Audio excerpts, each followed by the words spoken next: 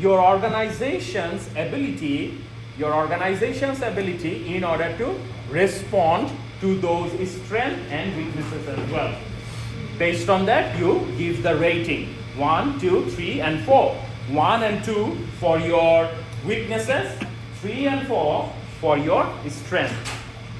Do you have any question? Because this is something you might consider for your final exam, for your report as well.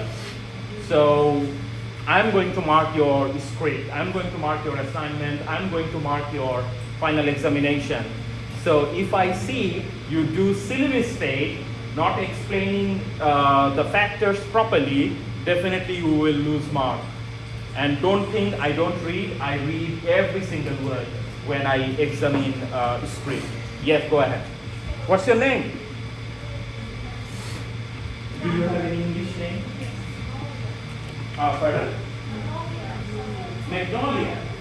Oh, Magnolia, that's a nice flower actually. In fact, Magnolia, that got a kind of a wall paint as well. So if you go to a kind of a luxury wall paint company, they can kind of give you a magnolia color. It's not white, it's a little bit off-white, but it also has a sort of a creamy texture. So kind of that bottle actually. So with kind of that color, with a little bit of, like say your shirt, kind of a little bit of pink, and if you mix that pink with that white, that kind of color is going to give you, yeah, magnolia. It's a nice, because we have it in our house actually. So we have magnolia. We have it in our house in England, yeah. Yeah, it is beautiful, yeah.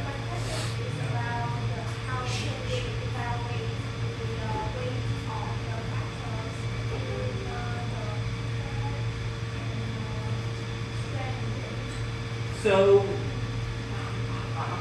come again, sorry. How is it? On the weight. It is not about you, sorry. It is not about you evaluate the weight. It is more about, first thing first, you write, let's say, 10 strengths of an organization. Then you write 10 weaknesses. Once you write it, then you have to read it, and it is your duty to weight it. So it is about you. Maybe the way she will weight will be completely different the way you want to weight it. So for your analysis, maybe let's say having 8:30 a.m. class could be a weakness. For her, it is absolutely fine. Maybe she wakes up around like 6, 8:30 is absolutely fine for her. That's how you think. Like, there is no parameter or there is no universal parameter to kind of give this weight is higher, this one is lower. It's your judgment. You are going to the person who will judge it. Make sense? Do you understand, or we need an interpreter? Perfect. Excellent. Excellent. Magnolia. Yes. It is subjective. It is subjective. You are going to kind of evaluate. Again, after the evaluation, you have to rate it. So for strength, it is 3 and 4. For weaknesses, it is 1 and 2. So 1, major weakness, 2, minor weakness, 3, minor strength, 4, major strength. That's what you do it. Make sense, guys? Any question on the Excel evaluation? Anyone else? Any question? Any question? Do you have any question? Perfect. Now, just one point I'd like to highlight. Let's say all of you do this analysis very effectively, but ideally, all of you will not get 75 or 80, for example, out of 100. It's not realistic that all of you will get 75 or 80. Now, who will get the extra marks? Who will get something extra? Because if you want to get something extra, you have to offer something extra as well. The person who will get more marks, the person who will get more kind of reward in your final exam, for example, who will not only do this matrix analysis, for the total company, the company you are analyzing, but also for the competitor. And then compare. These are my situation. Let's say the company you are analyzing is Apple, and then you do analysis for Microsoft as well. And then compare, like, look, Apple is in this position, Microsoft is in this position. That's how this company can achieve competitive advantage over each other. Because in some cases, Microsoft will have competitive advantage. For example, artificial intelligence. Microsoft, from the very beginning, closely working with OpenAI. Very significant competitive advantage by Microsoft. Whereas Apple, they first started working with OpenAI, then they switched to Gemini. They really don't know what they're doing. They lost their competitive advantage. So that's how you kind of create the scenario, create the story. Always remember, when you go for a final examination, when you this type of kind of theoretical course, when you do it, it is more about your story. What story you want to tell us, and we mark you for that particular story. It's about novel. When you read a book, for example, I'm not sure how many have this kind of hobby to reading books, but remember your early days, or if you have kind of a sibling who is like only 3 or 4 years old, you still go to your mom and ask for like bedtime story. So what is bedtime story? Because they feel it. Or when you were at that stage, like when you were like 4 or 5 years old, you used to go to your mom and ask your mom, would you please kind of read me a bedtime story? That is a flow, right? Now, after 25 years, or let's say 20 years, it's your time to tell the story through examination, through your report. And we want to read your story. That's how you can get more marks. Kind of convince us so that we kind of understand what you want to tell us, and based on that, we provide, we mark those scripts. Any question? Please. Yeah, you mentioned about comparing two companies. Or maybe 3. Yeah. What analytical tools do you suggest in comparing? We have lots of analytical tools in this particular Excel file. Any tool you can use. There is external factor analysis, there is internal factor analysis, and this is SWOT, this is opportunity analysis, space matrix is there, CPM is there, BCG is there, USPM, lots of kind of matrices out there. It's your choice which one you want to use, which one you would like to kind of put in your final examination and your report as well. But if you use something for your report, please do not repeat that in your final exam. Do something else. There is no point of repeating the same tool. Any question, guys? Any question? Anyone?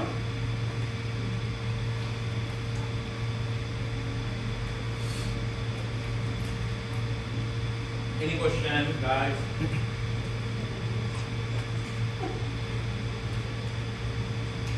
All right. Let's go back to the slides.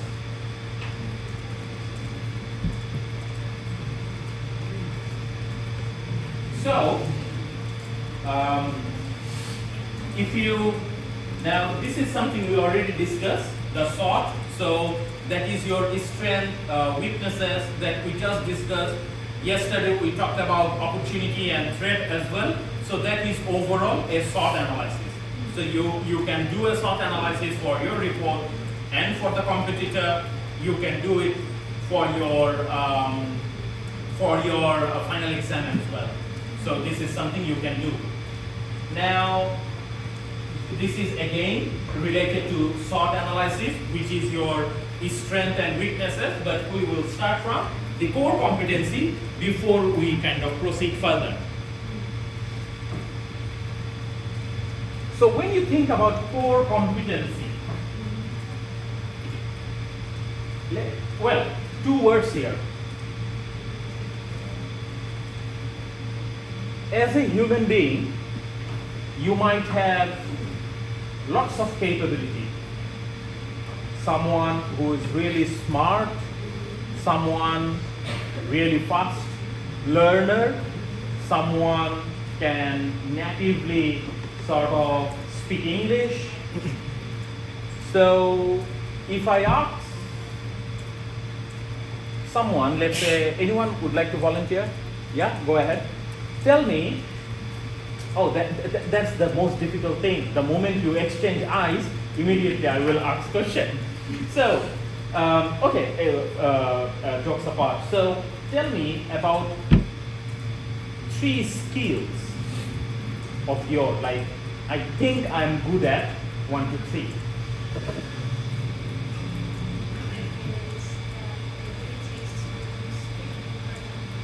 In front of people, excellent. So public speaker, anything, next to? Creative mind, fine, excellent. Content creation, well, that is related to creative mind, I will say. Say something else, number 3.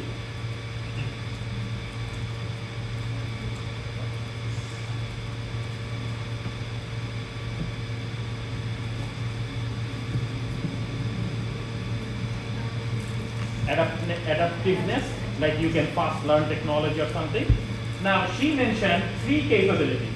She mentioned about she is a public speaker, she has creative mind, and number 3 she said she has high technology adaptiveness. Now my second question, out of these 3, tell me one which is the best from these 3. So public speaker, creative mind, and technology adaptiveness. Out of these 3, which one you think I'm super confident about it? Out of these 3. Public speaker, that's your core competency, and that is exactly we will learn. Make sense? Do you understand? Let's do it with someone else. Susan, go ahead. Tell me 3 capabilities that you are really good at. Would you please do a kind of interpretation task? 3. I think the first I can teach for younger than me. Teach. Teach. Okay. Yes. Number 1, teaching. Yes. Number 2. Number 2, I think I can do everything. Anytime. Multitasking. Yeah, okay, multitasking. Well, you can do multiple tasks at a time. Right? Again, this in itself I can do. Oh, so that is not multitasking, that's called routine. So you can follow routine. So if you do something, fail, and you repeat it Yes. without any grievance or without any sadness or something, you just go for it. Yes. So that's your second one. Okay. What's the third one? I can do everything on one.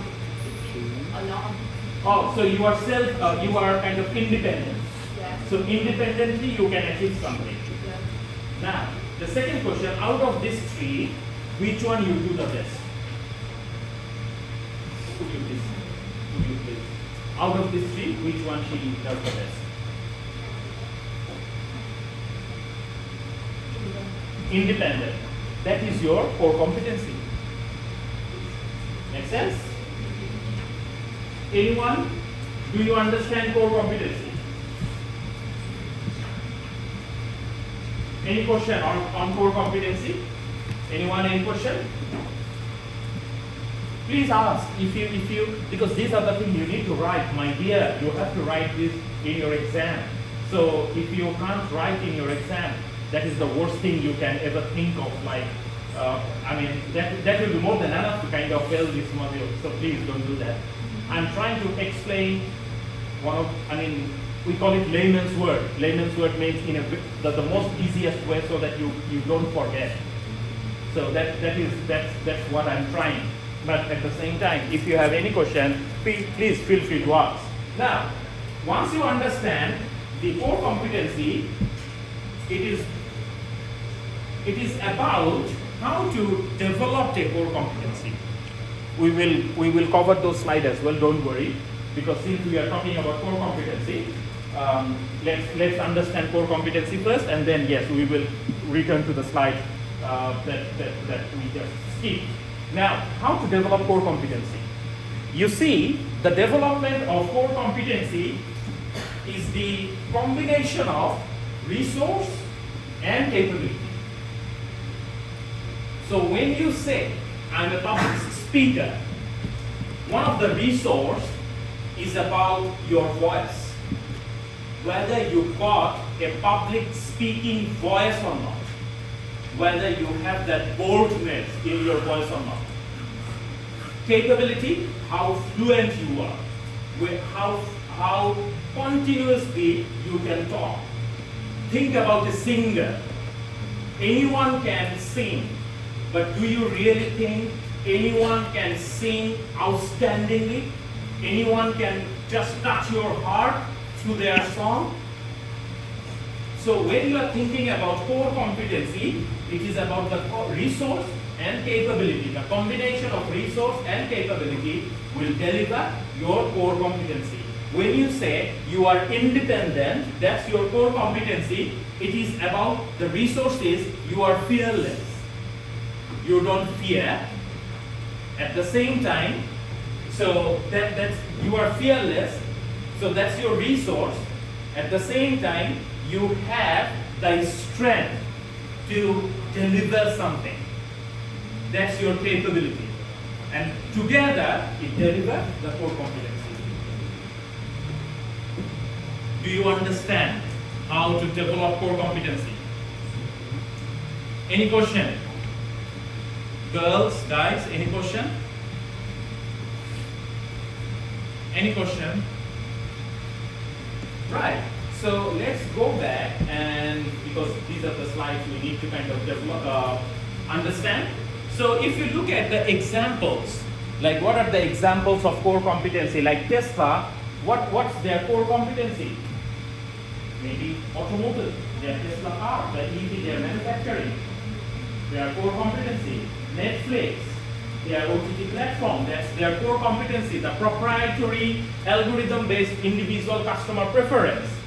That's their core competency. Five Guys, one of a kind of a, do you have Five Guys in Vietnam? So it's quite popular in England. So they normally produce burgers. So their burger is like quite popular, like the sandwich burger.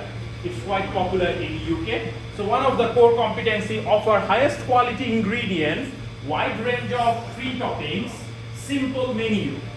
That's their core competency. They have developed it. They have the resource, they have the capability to achieve efficiency. Together, they are delivering a core competency. Now, in any organization in the world, maybe they are capable of doing a lot of tasks, but all of their tasks is not core competency. So, for example, it's like passion. You can have only one passion. If you say, I have like 4 or 5 passions, those are not passions, those are hobbies. What is the difference between hobbies and passion? So hobbies means you like to listen music, you love to read books, you love to kind of, you are very much kind of a person, go for gardening, you like to do gardening, these are hobbies. Passion is just one. Passion cannot be 4 or 5. Like you want to take photos, for example, landscape photo, you are so passionate about it. You are so much passionate in terms of hiking, for example, or you are extremely passionate about cycling in the mountain, for example. Those are your passion. So when you think about core competency, you might have 5, 6 competency or 10 competency, but all of those competencies are not your core competency. Core competency may be 1, maximum 2. That's it. The most value-adding competency, something you are really, really proud of, something you are really, really kind of great about. Those are your core competency. moving forward, so these are further examples of Amazon core competency, Apple core competency, and Coca-Cola. Please read the examples. These are for your reading only. Once you understand what is core competency, you will understand the examples as well. It's not difficult to understand the examples, so please read. More example you read, more you will be able to understand what is core competency. So once you understand core competency, in order to achieve your competitive advantage, it has to deliver activities. You say your core competency is public speaking. Now, tomorrow, let's say you want to be a politician, for example. You have to do a lot of activities, right? You need to go to public space, talk with people, or in a forum or something, let's say host something, or go and talk on a podium, for example. Then you will achieve your competitive advantage. You mentioned you are independent, but after that what? Independently, you have to do a lot of activities. Only then you can achieve competitive advantage. I have core competency and I'm not doing anything. How I'm going to achieve my success? You can have core competency, but in order to achieve it, you need to determine activities as well. That activity requires strategic planning. That activities require, like for example, there is a kind of a thing. Girls are really good in terms of multitasking. So women are really good in terms of multitasking, right? So that's nature. Now, when you have core competency, multitasking could be a kind of a thing, and at the same time you can do a lot of activities to deliver competitive advantage. You know what happened when I say kind of multitasking? If you can pay some attention, like a couple of years ago, I was driving. So that's in England. I was driving. Now there is a car in front of me, and I was driving behind that particular car. Now every time I wanted to overtake, I see kind of someone just putting her hand outside the window.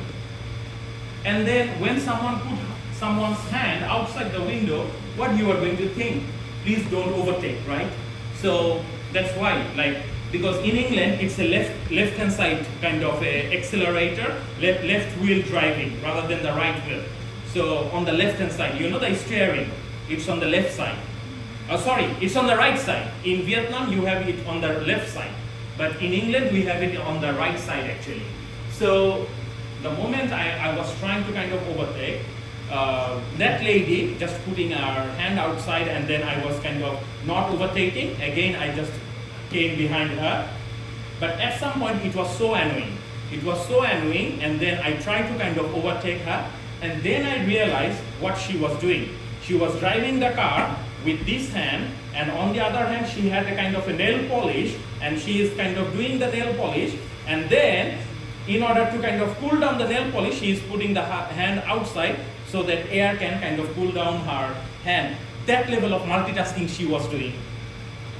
She was putting the nail polish while driving the car, and then just putting the hand outside the window to make sure it gets dry. So you see how amazing women are in terms of multitasking? Driving the car and putting the nail polish and all those stuff, yeah. I mean, you have very nice culture in Vietnam. I can see a lot of you do nails actually, so all those sharp nails, yeah. This particular culture is getting common in England as well. Yeah, England nowadays a lot of kind of, because that particular culture actually came to England from Chinese culture actually. A lot of Chinese people from China, they started this nail extension kind of business. So a lot of women in England, they do their nails as well. So yeah, I mean, are those extension or natural? Natural. Oh, very nice, excellent. But then they have like a long one as well. So very long one, very sharp one. I mean, if someone scratch, that's it, done. You will die straight away. Yeah. So yeah, I mean, now think about multitasking. So multitasking is about sort of activities. You do activities in order to achieve competitive advantage. Now for that particular woman, the competitive advantage is like she is running the car really fast. Through her multitasking skill, she is doing the nail polishing and she is driving the car. So in organization, when you see organization about core competency, think about what are the activities they are delivering. And when you are talking about activities, it is about range of activities, not just only one activity.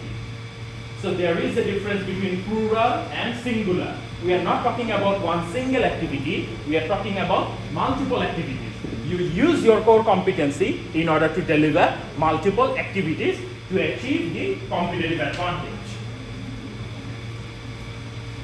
So this is related, resource, capability and activity, as I just explained.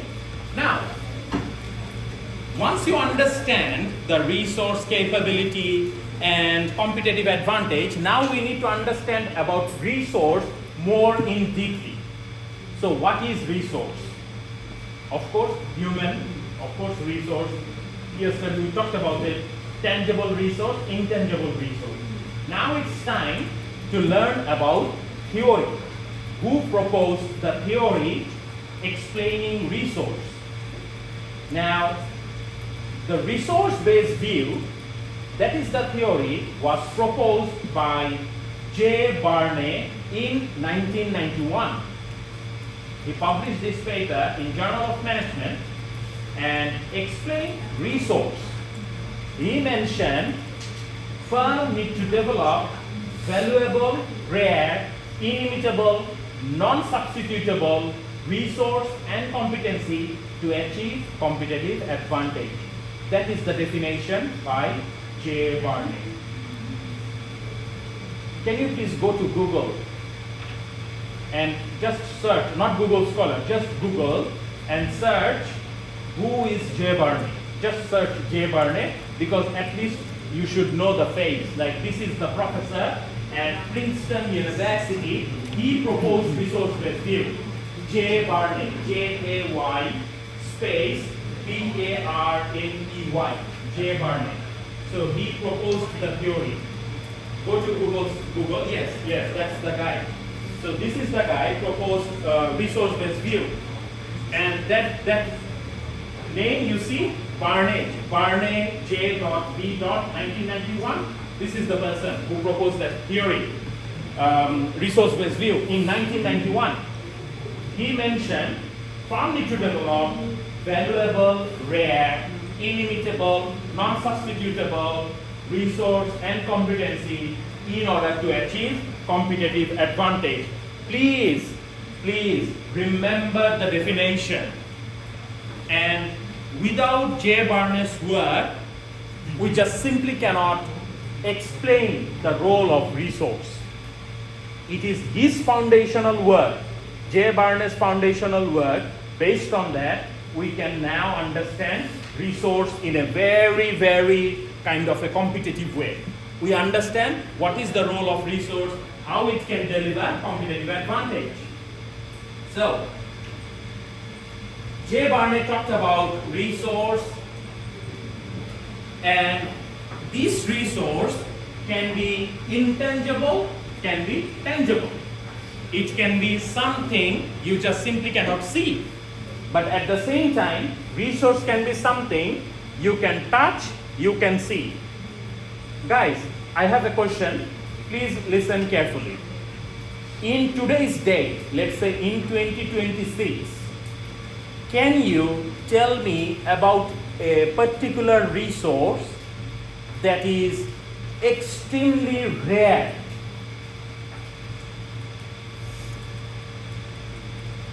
In 2026, can you name a particular resource which is extremely rare? Think globally. You don't need to think about only Vietnam. A resource which is extremely rare.